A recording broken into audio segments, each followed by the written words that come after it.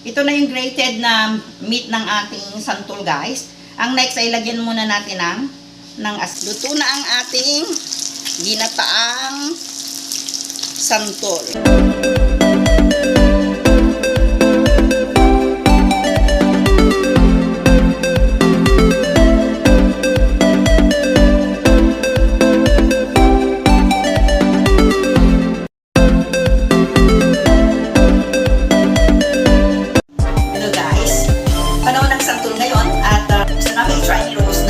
Magluto ng ginataang santol. Tayo mga Pinoy, madiskarte tayo sa lutuin. Kahit na ang santol, pwede natin gawin gulay. So ngayon, magluluto kami ni Rose ng ginataang santol. So tingnan natin, paano ba ang pagluluto ng ginataang santol? Inuna ko nang hiniwa ang aking gagawing mga ingredients. 3 klase lang ito. Bawang, sibuyas, tapos meron tayong siling haba, at ito ay siling labuyo. So, paano natin ito gagawin? Una, babalatan natin ang santol.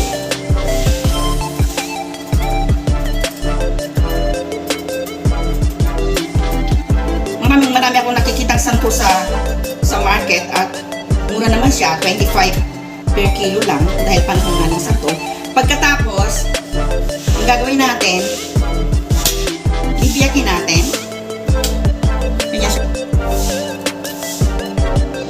And then, kukunin lang natin ang meat niya, yung laman niya. Alisan natin ang buto. Hindi natin ihahalo, hindi natin isasali yung buto. Pwede na natin sipsipin yung buto na yan kasi masarap naman siya. So, magiging ganito siya. Ganitong gagawin natin. Ito lang yung meat lang ang kukunin natin. Ganyan.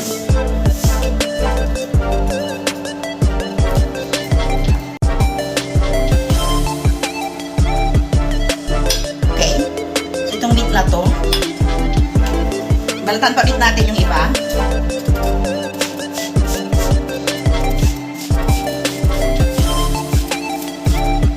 Ito yung grater. So, ang next na gagawin natin, i-grate natin siya. Kanina, inalisan ko siya ng buto, pero kung gusto nyo, huwag nyo na muna siya alisan ng buto para mas madalian kayo kung ang gagamitin nyo ay ganito. So, i-grate natin siya ng ganyan. Kunin lang natin yung meat. Ayan siya, guys. Pero kami, inalisan namin ng buto kasi i-grate namin doon sa mas mabilis. So, ganito lang gawin natin. Ayan siya. Mabilis lang siya. Para tayo nag-grate ng papaya. Ayan. Tapos, pipigan natin later. Kasi aalisan natin yung kanyang tawag dito. Tubig, no? Para maalis yung asin. Okay? So, ganun ang paggawa. Ang gagamitin namin, itong grater na to, para mas mabilis tayo.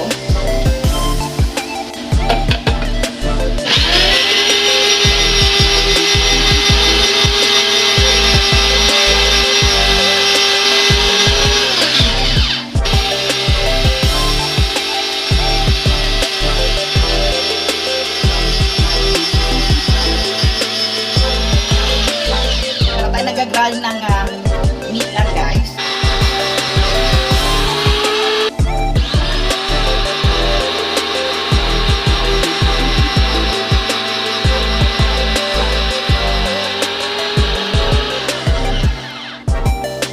Ito na yung grated na meat ng ating santol, guys. Ang next ay lagyan muna natin ng asin.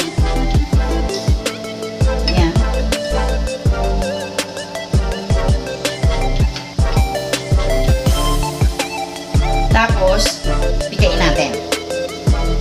Dapat ako ng pigain natin para maalis ang katas. Ayan, o. Pigain natin mabuti. Ganyan siya.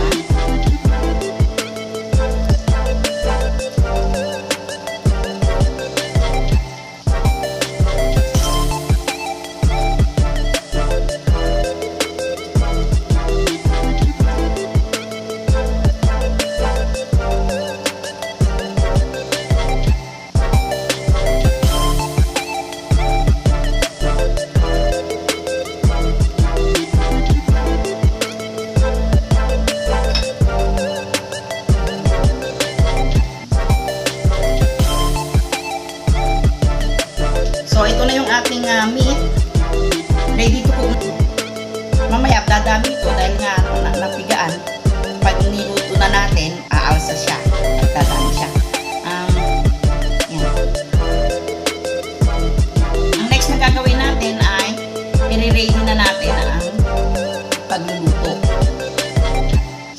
Igisa na natin ang ating recipe for today, guys.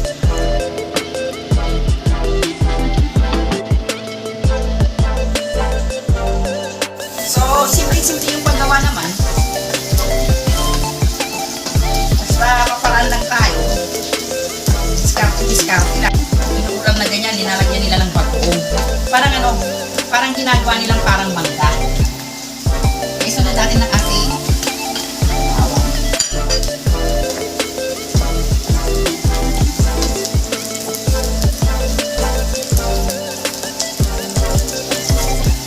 Next, ang sasawag natin ay ipon.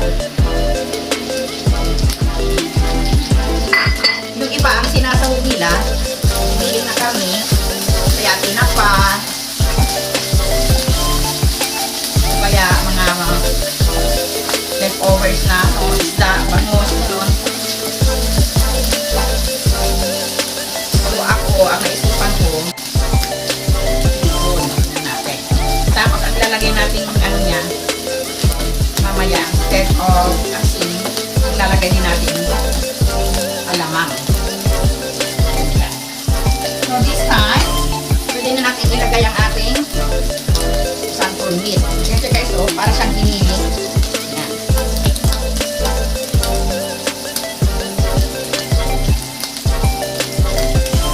Ang dami to.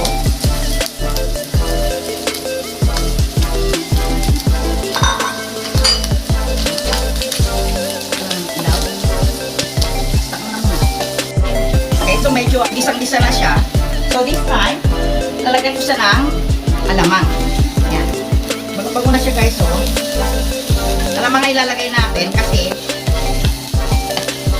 tipo na yung linagay ko. So para dire-diretso na ano na siya. Magkaparehas na sila ng taste. Kasi di ba ang alamang ano din, hipon din. Di parehas na sila, di ba?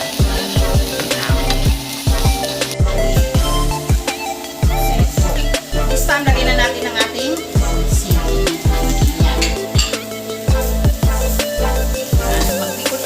Tayo. Yung iba mas ano pa, mas marami pang sili ang inalagay nila. Depende na sa inyo yan. Kung gusto nyo ng mas maanghang, gawin natin mas maanghang. Tapan natin siya ng konti ng mga few minutes. Ayan na siya. So this time, ilagay na ng ating gata.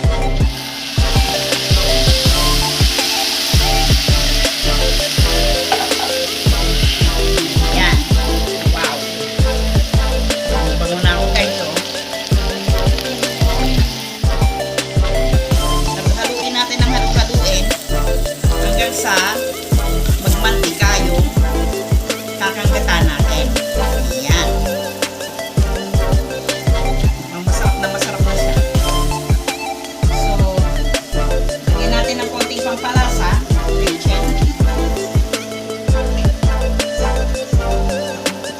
Ayan na siya guys. So, nagmamantika na ang kanyang gata. Ayan. Di ba mukhang masarap na siya? Ang bago na siya. Bangu-bangu. Bangu-bangu ang bulakla. Ayan. Papakain kami nito ng madami kasi magpiprito kami ng galunggong. Ayan. Ayan. Ayan na siya. Ayan. Luto na ang ating ginataang santol. Ayan siya guys, oh. Ayan.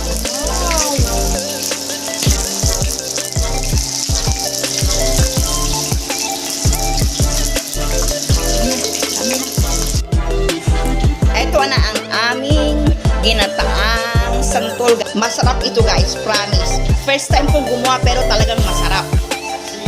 Hindi yung joke-joke na sarap. Masarap siya. So, try mamantika yung linagay ko na nyugo. Yan. Masarap ito sa ano, sa mga prito. Ay grabe. Yum siya talaga. You know?